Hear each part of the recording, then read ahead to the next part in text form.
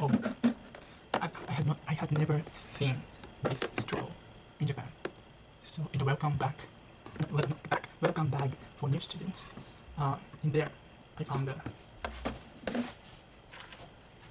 the red tube folded inside this little capsule container, and I wondered what that is. I asked the student support to tell me what that is. Then they said it's silicone straw. Oh, I see. It's very useful. And the height, because it's silicone, the length of straw is just enough for my 5-liter huge, humongous water tank. It's not even like a bottle; it's like a tank. And because it's silicone, if the tip of the silicone straw is a little bit higher than the top of the 5-liter tank, I can just push it, and then because it's silicone, it's flexible. The chemical bond between silicone and oxygen, I think, is flexible. Anyway, so it's in the morning. It's about 10 o'clock, 10:01, but my room light is on, and that is because I closed the. Ooh, this is the natural light. I closed the not the curtain. This is called like blinder. I closed the blinder because it's hot. Yeah, I wondered, and the artificial lights are on. I wonder, to save energy, which one is better? Is it so the AC is also on? Which one is better? Having natural light allows me to turn off the artificial lights here, but instead my room gets heated by the light from the sun, and my AC will work more. And in that is one case. In the other case, I don't have a natural light, so I need my lights in the room on. But because I don't have natural light, with the heat, my AC will not work as much as it does to eliminate the effect of the heat from the sunlight. Which one is more efficient? Maybe once this room reaches the comfortable temperature that I set, the AC will stop. So I think, I don't know which one's better. Maybe it's plus minus 0. So whichever I'm comfortable with will be my choice. And that is to close the window, close the blinder, and then have the artificial lights on. If I need natural light, I got some this morning when the sun was not that high. So then it's getting higher. So it's getting hotter, Harry Potter. So if I want the natural light, I just go out. By the way, so I plan to go out today afternoon, in the evening when it's not too hot. I'm trying to go to Macquarie Center to buy my swimsuits. Yeah, basically swimsuit and swimming goggles, so that I can swim at the aquatics center. Yeah, I could buy one at the gym, aka aquatic center. The full name is what is the official name? The official name: Macquarie University Sport and Aquatic Center. That is the official name. I could buy, but it's too expensive. The brand of the swimsuits are like Speed, Arena. Speed was the most popular one there, and it cost me at least $80 or $70 bucks. So I decided not to buy. And also the goggle was even more expensive. It cost more than 100. So I think more than 100. So I decided to buy it. I don't care about like a brand. I don't care about whether it stays the fabric of the material of the swimsuit is strong enough to. I do care if it's strong enough to cover my nice butt, but I don't care about the brand. So I'm going to Macquarie Center and buy some cheapo. Oh, that was the introduction. It's already been 7 minutes, almost 8 minutes. So today for this video, I'm just gonna review my week because it was very dense, and from now on, I think it's gonna be more. It's gonna be denser. This week, I'm trying to pull up my schedule and try to remind myself of what happened. Oh, the AC has just stopped, meaning that it's 24 degrees here about. At least the error is minus 0.09, plus minus. It's fine. No, 0.05 or 4. Yeah, if that, because the thermometer, you can see thermometer over there. Yeah, that shows 3 digits number with 1 decimal point. So the error is gonna be plus minus. If that rounds, if that thermometer rounds up more than 4, it's gonna probably more than 0.04. It's gonna, yeah, like 5, 6, 7, 8, 9. It's gonna be, the error is gonna be plus minus 0.04, 0.099. I'm not sure. Anyways, what I was doing is to change the height of this hand supporter on the chair, fancy chair. I hope it's not fancy, productive chair. So let's review my week. First day, I remember I took my first video saying, oh, this was I've just finished my first day of studying abroad, taking class, something. But the first day, it was, yeah, cognitive neuroscience lecture. So I thought, after the lecture, I thought, oh, I have to, even though the administration accepted my special waiver with the syllabus from the classes I've completed at TMU, even though they are approved, still the prerequisite unit, I did not complete the pure prerequisite unit for this cognitive neuroscience unit, so I found a gap between those who have taken and my knowledge. But I think it's basically about the knowledge. It's not about understanding. It's like it's no new concept. The concept was that just the part of the brain, which part of the brain is responsible for which function. So the concept is like easy, but the knowledge was a little bit gap. So that's what I will have done by Monday. And tomorrow I have a jetboarding like activity, entertaining activity offered by the accommodation. So today I will probably do that. I will probably prepare my knowledge a little bit for that one by reading and organizing my brain. That was on Monday. That was my thought from Monday. Tuesday, Aboriginal study, Darug country, places, presences, places, and people. This class is so unique that I have never ever had before, because first of all, the teacher was barefoot. She had barefoot feet. After a while, she started having shoes. There was somehow that was the first expression of that unit, and also, so in that class we were allowed or forced to go outside and then feel the connection between myself and the environment, whatever outside and inside of me, the connection between or among whatever inside me and outside myself, and then we had to share the feeling with others. And the language, to be kind of successful, in order to feel like satisfied, in order to satisfy myself in that class, I think the expression of my feeling is very important, and not only the subjective feeling, but also to be able to explain the feeling in somehow objective way. That means not to say, for example, not to say I felt like that and suddenly, like, I think there should be more logical connections in my talk, meaning it's subjective. Okay, so that was the unique class about indigenous studies. Am I kind of limiting my voice by myself? Because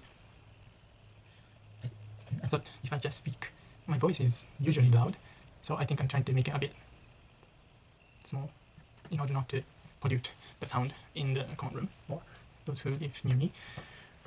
Let's try to be normal. It's too big. I'm trying to make it compressed. Okay, next day, which is Wednesday. On Monday and Tuesday, I had only one class for each day. On Wednesday, I also have one unit, but not two classes. But having two classes doesn't always mean that you have longer class time than having one class, because some class lasts for 2 hours, some just 1 hour, or some just 1 hour and a half. So it doesn't really matter. I think what matters is how many different units of classes do you have in a day, because the amount of class, which means the time duration of the class, cannot be time duration of class varies, as I said. But if you have different units of classes, you have to switch your brain a little bit and try to pull out from the different drawers in your brain. Maybe the analogy doesn't fit my brain, because I think I always try to compress when something, and if something seems relating to others, I try to uncompress and then connect them, and then compress the connection again to store and then inhale other new information or something. Anyways, if I have multiple types of classes or units, I have multiple units in a day, I need to switch my brain. That means it's more energy consuming than having 1 unit long class. So on Wednesday, I had my first political science related class, which is called Australian Politics in Global Context. The professor spoke very slow, very coherently, so I could understand easily. But the content was not that easy. First of all, we got to know the objectives clearly. Basically, the objectives were to acquire skills to actually analyze the political affairs going around us, and what was it? Basically, acquiring skills to analyze the political affairs is based on what we've learned and what you can learn from now on. I think that is the basic objectives of the class. I mean, every class is, I think, the concept is the same. And from the class, I learned Australian. Since there was so much readings for the class, though I didn't read all of them. I mean, in the first place, students were not required to read all of them, but at least the textbook. So I read the textbook, but again, not all of them. I read the textbook and learned about a little bit definitions and concept. There were new concepts of terms, kind of technical terms in social science. For example, authority and power are different. Because they are different words, there should be the differences. And the power was, in short, power is the ability to force someone to do something regardless of the any factors that try to seize the power. So you're forcing something. But authority is I try not to use the word power to explain authority. Authority, because it's gonna include the definition of power. So also authority is a condition of having someone to do something, and the someone is not someone kind of accept that condition, and that is why that person can do what the person was requested to do. So there's no interference that try to oppose to the authority. Basically, power is something negative, sometimes negative, and authority is like not minus but plus, and not minus but zero or a little bit plus. So that kind of new concepts that is still vaguely explainable by me. There was pretty clear definitions on the lecture slide, so I can review. But I could just read it, but I tried to explain it in my own words, so that from now on I hope I will be able to develop the skills to explain the logics and differences between one and the another. Yeah, that was about the politics, Australian politics in global context. But on Wednesday, I had another interesting class of the same unit on Friday, so I'll talk about it later. On Thursday, there were a computer science class and cognitive neuroscience class. For the computer one, I said computer, but it's not actually about computer. It was about software engineering. Wow.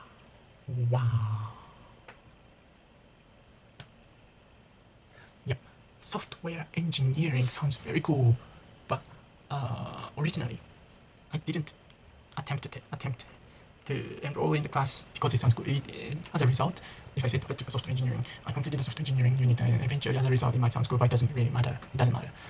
Software engineering, the original aim that I had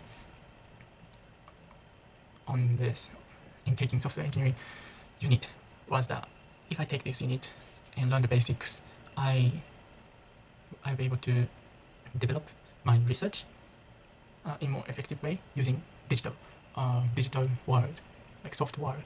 My thought is already affected by the post feeling of the class. Before taking the class, my thought was more ambiguous. I thought it will somehow be the good material to develop, good tool to develop my research. I thought about that. But actually, the class went beyond my expectation, and it was beyond my expectation, not in terms of just going higher level, but in terms of going a little bit slight diagonal way. It was not straight up to the beyond, but it went diagonally beyond of my expectation. Because I thought students will learn about how to build a system using code, programming, and I thought I will probably extract some essence or concepts from the programming. But actually, they told us there's some tutors and professors, lecturers, multiple lecturers.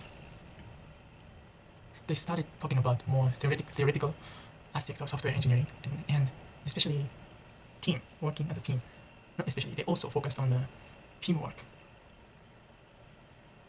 Because what I did with other students in the class was to design a bridge that connects between the lecturer's table and the little like a metal rod that runs along the auditorium seats.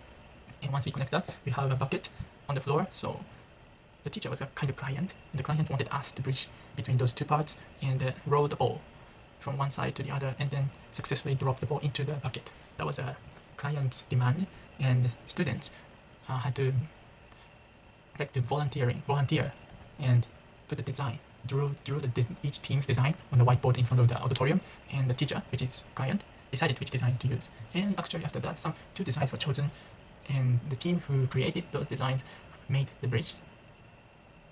And we saw if it really works or not. And one team won and the other team didn't completed the tasks, which was to roll the ball and put it drop in the bucket for at least 5 times.